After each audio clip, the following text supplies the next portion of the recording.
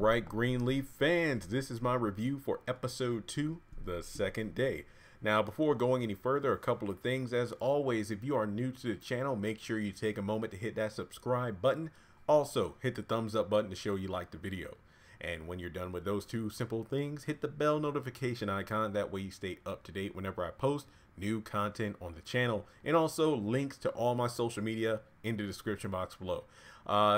Yesterday, I actually posted my interview with Miss Sophia Greenleaf, aka Desiree Ross. We had a great time talking about her career in acting, what inspired her to begin, what it was like meeting Oprah in person. We had a bunch of laughs. I learned a lot about the show, behind the scenes stuff we honestly never even heard of. It was just amazing to be able to sit down and talk with a cast member, and hopefully this interview is the first of more to come from various actors from all the shows I review. So please show that video some love. I posted it yesterday. It's like the titular video when you click on the home page for this channel. Let's help that video blow up. Please, I'd really appreciate it. Now let's hop into this review. I just watched the episode. It was something else. And yes, I have 3 pages of notes because a lot of things happen. So what would I score this episode? Well, this is okay. Yeah, last week I gave it a 9 out of 10. 9 out of 10. 9.5 actually, because of a couple reasons, but I'll get to that later. All right, so, and they are cutting grass right when I'm recording this freaking video. I apologize because I was recording the Oval. I was recording my episode review for that, and they were cutting grass outside of my window. But it seems like they're cutting grass across the parking lot, so you shouldn't be able to hear them as badly. I apologize, but I need to record this video now because I'm going home in the morning for the 4th of July weekend, and I need to get this stuff done ASAP. So, Jacob's looking through Mac's belongings in the storage building, so it seems like we kind of skipped over, you know, Grace's cries for help to get AJ to the hospital because of the fact in the next scene we're at the hospital. But it looks like Jacob takes a couple of fishing rods and an old tackle box and leaves the storage building. Grace and Sophia are at the hospital. It's at night because, again, in this show, unlike the other shows I review, they actually are good about pacing. So she's waiting on news about AJ. Sophia's knocked out, but nurse or doctor comes out to talk with Grace. Basically, he's lost a lot of blood, but he's stable, and she begins to ask a lot of questions that seem to not be, as she put it, oh, this is just the standard protocol. Basically, she's asking, hey, were you injured at all when AJ was cut? Is that his girlfriend over there? Oh, no, that's his sister. So it's almost as if the doctor wanted to know whether or not Grace got any of the blood, you know, on her, or I guess you could say in her, because, you know, if she was cut, you know, obviously the blood. But basically, no, she's like, no, what's going on? So does AJ possibly? Yeah, that we'll talk about that later, because it's, is it possible he has AIDS or something? Maybe. So Grace is like, you know, hey, the family was here, but I convinced them all to go home and we would stay. Even Sophia wouldn't go home. She wanted to stay and hear what was the news. But basically, AJ has to go through a lot of procedures, and because of, you know, the situation at hand, you have to be evaluated with psychiatrists and have 72-hour observation. Basically, in the nicest way possible, is like, look, your son's stable, he's lost a lot of blood, but he has to go through a lot of certain protocols because of the nature of how he got injured. So try to get some rest and come back tomorrow. That's the basis of it. All right, so then we go over to Bishop and Mae, and he's obviously concerned about her not eating, and basically the marriage got postponed due to the fact that, well, you know, AJ, the whole situation there kind of killed the mood for renewal of their vows, which begs the question of, if Mae and Bishop went right down to City Hall as she wanted, then it's possible that they wouldn't have heard about the news until after they were remarried, because Bishop was the one that wanted everyone together. So Mae is excited about the possibility of having Noah stop by the house because Grace and Sophia come back from the hospital and let them know what's going on. And she hands over the keys to Mavis's club for Bishop to check it out later on. Charity comes in and asks Grace about AJ. She's pretty much short with her, and she leaves.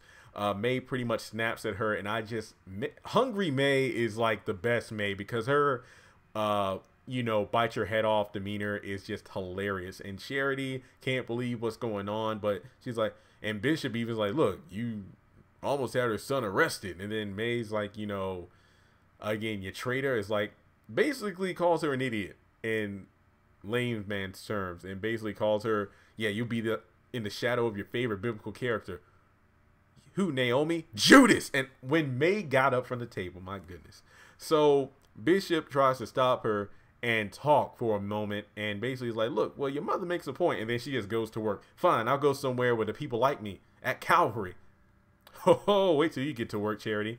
And they sit down, Bishop and Mae, and fine, let's put a date to the wedding. And she says Flag Day. Then it's a date. And then that's the end of that. We go over to Carissa and Zora. They're folding laundry. And as I did the video before the episode, this was a nice moment. She pretty much asked about what's going on with Nikki, because I believe some of the laundry they pull up is actually her lingerie, if you will. And, you know, apparently Nikki and Dante are going back and forth. She's like, look, they ought to just get a home or a house together or a room, because they're going to end up back together. They're just going through a rough patch right now. Carissa is reassuring Zora that she's going to be there for her no matter what, basically in reference to the AJ situation, that, hey, look, if you're going through something, you can talk to me about it. You don't have to go through it alone, which again made for a good mother-daughter moment. Jacob comes in with a tackle box and fishing rod, saying that, hey, you know, teach little man how to fish. And Carissa coldly reminds him that in 1 hour they have a meeting, and we know it's in reference to Jacob versus Carissa and her attorney or lawyer. And Zora is like thinking, wait, is this therapy or something? And then Jacob just goes to the back. All right, so Grace is looking up some stuff online about, you know, suicide and like why people do it, because obviously she's trying to understand why AJ did what he did. Darius calls her, and apparently Cal Weaver is a potential source that they can talk about in regards to Bob Whitmore. But Cal isn't talking to Darius, but given that Grace knows him, maybe they can head over and try to get some information out of him. And, you know, he's like, oh, wow, sorry about the AJ situation. And Grace is like, well, I can't see him until this afternoon, so I'll ride over there with you. So basically, they go over to the house. Cal opens the door. And basically, he did agree to merge churches, when last season he made it clear, thanks to Grace's rise up speech, that he wasn't going to merge. But all the pastors who are merging together with H&H were told by Bob not to say anything to anybody, especially the press. And that's it. They leave, and Grace tells Darius about Noah and the fact that he's coming around the hospital at 1. And Darius, you know, it almost seems like Grace wants to warm up to him, but there's a lot going on. So it's almost like Grace and Darius could potentially become a thing. Who knows? We'll have to find out. So we go over to Sophia calling and leaving voicemails on Dante's phone, and he's not answering. Mae's not too thrilled about an old bar being their new church location, because Bishop and, you know, her go to Mavis's club.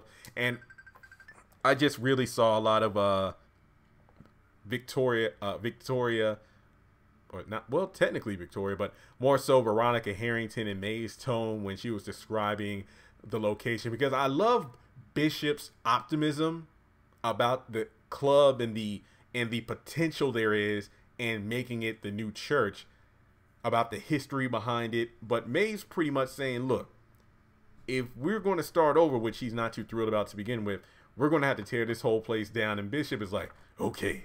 I just feel bad, because every time Bishop rolls up on Mae with some good news or some joy, Mae's going through something and she don't want to have it. I mean, sometimes she warms up, but I just feel bad because Bishop is doing his best to stay optimistic and calm with everything going on, but Mae just isn't here for it. I mean, she even says that, oh yeah, we're going to tear this down without talking to Mavis about it. So yeah. All right, so Charity arrives at work and is shocked to learn that her office is being, well, renovated, so to speak. Is being completely redone, painted with different colors. And apparently somebody told Charity that, oh, this isn't her office anymore, according to Phil. And I'm thinking to myself, why in the world is she painting the office when they're going to tear down the church in like 6 days, 5 or 6 days? So then we have Charity going to Phil's office, and asking him about it, and she says exactly to him what I was thinking before she went to the office. Like, what's the point of painting when they're going to tear down the church? And as Phil said, it's like a sense of ownership, and like, the first lady's office, I believe, should be in a location. I think it's because the first lady's office should be the first lady's office should be closer to the pastors than the associate pastor. I think that's what Phil said. But in any case, Charity takes the blueprints he was looking at, tosses them across the room, and then leaves. I thought that was hilarious. She goes to the bathroom and cries. And I'm thinking, dang, that sucks. I mean, when you leave home and get chewed out by your folks, and then it's like, fine, I'm going to go to work where people like me. And then you get to work and turns out you've been shafted. That hurts. Do I feel bad? No, she did this to herself. But this is the reality. So we go over to Jacob and Carissa and her lawyer. Jacob needs to get employment as soon as possible for spousal support. So basically, Jacob's just going to be eaten alive. And I think that it was said that Carissa also wants primary custody over their son, mainly because I guess Zora is coming of age and she'll be old enough to be on her own soon. So there's no need of worrying about her, but their youngest son, that's the problem. And he's like, fine, I want shared custody at the least. And he signs the papers. He's just done with it.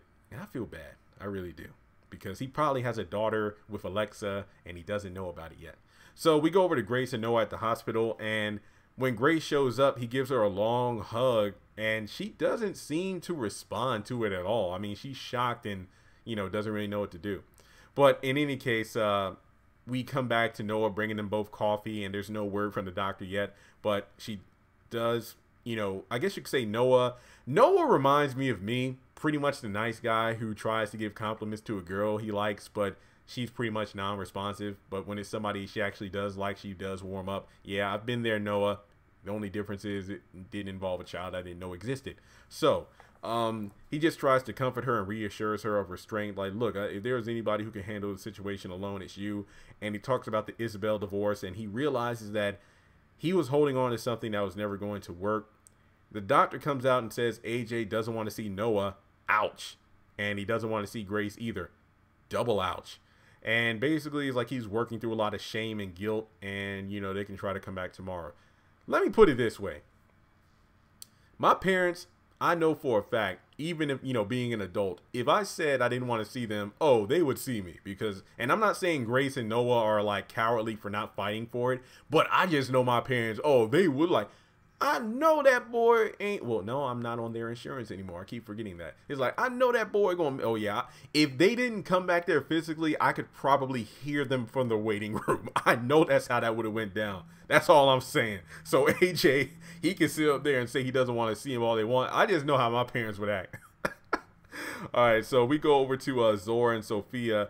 And I was like, oh, great. Zora's going to have, I think I have a soft spot for Sophia just because we had that interview. But Zora's, acting harsh towards her again. And also, shout out, I love the way Zora looked in this scene. She gave me like young Whoopi Goldberg vibes, like from Sister Act and a lot of the movies she was in where her hair was like that. I just love Zora's look in that scene.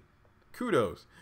Basically, Sophia was asking for the playlist that Zora gave her when she was in the hospital, I believe, when she had her ovaries taken out. And, because apparently Zora deleted the playlist. And also, confirmation, she lost her virginity. Her and Dante did have sex. I know Desiree told me that in the interview we did, and I'm going to keep bringing it up because it's relevant to what I'm saying here. But no, she officially confirms that Dante and her had sex. Ooh. But then apparently Zora thought that was enough for them to start talking again. Oh, well, you and Dante guess you aren't a thing anymore, so we can talk. Yay. I'm a bit confused, but I'll get to that later. So in any case, Charity and Phil. Phil never saw the new church location, so apparently it's not wheelchair accessible, as he said in the board meeting in the last episode. And Judi shows up, and Charity is put on the job to get the ramp put up by Sunday service. And Judi is like, and look, I know I love redheads, but I'm not being biased here. Judi has a way of like giving you a rude compliment, where it's like if she compliments you on something, it's almost like, Oh, so I rolled up this paper perfectly. So are you saying that you assumed that I couldn't do a simple task? So it's almost like her compliments are belittling at the same time. So when she's about to leave, Charity decides to try to stick and jab, or pretty much try to stick Judi, saying, you know, the only reason he's marrying you is to keep that job, right? But he still loves me. And then Judi recites Proverbs and then drops a, I move the F on, and then leaves. And I'm like, wow. So Phil's like, yep. Pretty much Charity tried to stick, but then Judi countered it, ducked, and jabbed. That was it. All right, so then we go over to Bishop calling Mavis, and he's looking up, I'm guessing, Mavis online, like her website and everything. Yeah, I forgot Mavis was Oprah. I know, right? We haven't seen her in a while. But basically, it's like a Korean woman or somebody's on the line and tries to get Mavis, but nobody answers, and he hangs up. Then we go over to Grace and Noah. They're leaving the hospital. He wants them to be a family. Grace isn't too sure. And it's like, look, I've been home for almost 3 years. I don't even feel a part of this family yet. And, you know, Noah's like, yeah, that's how you are. And she's like, take that back. Okay, fine. I'll see you tomorrow at the same time. No love lost between those two, it seems. Then we go over to Mae and Grace. She's just talking about how she came back from Faith. Mae and Grace, yeah, she's talking about how she came back from Faith's grave, and Grace talking about how AJ doesn't even want to see her, and they pretty much have a tender moment. But then Charity rolls up, and oh my god, hey, what? Tell me what to do with this situation. Like, you got into this situation. So, Grace just gets up and walks off, but Mae pretty much like, look, your sister came back from the hospital and AJ doesn't even want to see her, and I'm fresh from coming off of Faith's grave. Back off. And that leads to a scene between Grace and Charity, which I'll get to in this moment. But Zora confronts her parents about the fact that they're getting a divorce, and Jacob wants to tell Zora everything because Zora assumes that Jacob is the one that's the cause of this. And then Carissa's like, fine, you do it and I'll use that will against you. And I'm like, man, I hope Jacob finds out the truth about this will so he can literally just get rid of this blackmail. And for anybody thinking that Carissa and Jacob might get back together, at this point, I don't even know if that's a possibility because Jacob is dealing with a lot right now. But the fact that his daughter hates him, and then his soon-to-be ex-wife is just threatening not just him, but also the well-being of his family if this will comes out, and it turns out all this dirt is actually true. So we go over to Sophia and Grace, and Sophia hands Grace the playlist for, AJ, and Grace says, hey, I'll give it to him if he lets me see him. And Sophia's like, oh, should I try to go see him? And they'll agree to both go tomorrow. Charity comes in, and Sophia goes to make a phone call, and we know the phone call is actually to Dante. Nikki happens to be sitting near his phone, answers it, then hangs up on her. So turns out, Charity gives Grace the poem for, her little daughter. It's like, I know what it's like to lose a child. I didn't lose my child, Charity. It's called Dear Child of Mine. Sweet poem, but Grace basically snaps on it. It's like, all you're doing is making this situation about yourself. And I remember how last week when Sophia told Dante that I'm not mad, I'm hurt, and in that moment I saw a lot of Grace in Sophia. In this moment I saw a lot of Mae and Grace, so I love this scene. Charity got up and walked out. I'm like, Charity, this ain't the time. This ain't the time. So Bishop says that a contractor is going to come by tomorrow to give the club an estimation in terms of the renovations and to tear down and build up. And Mae is like, oh, so you talk to Mavis like, you're right, we're going to do this without her permission.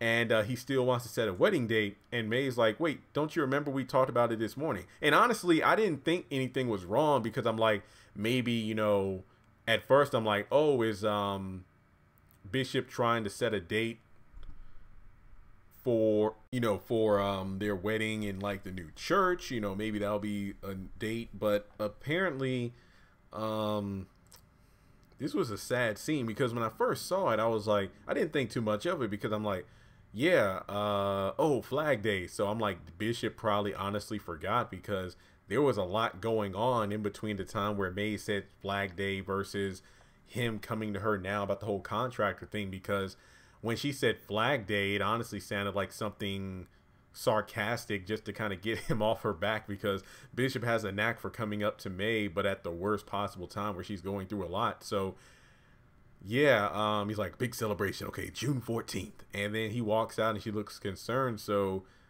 is this possibly signs of Alzheimer's? Which, if so, this is sad. I hate if that's the truth. But yeah, it's like I mentioned earlier, the next scene involved Nikki answering Dante's phone and hanging up on Sophia. But then we go over to the maid. I forgot her name. I'm sorry. But she sees Mae eating, and apparently the sign she wanted from God has been received. And basically it's that she must have strength for the days to come. And I'm like, oh my God, was her sign possibly seeing Bishop maybe beginning to have memory loss?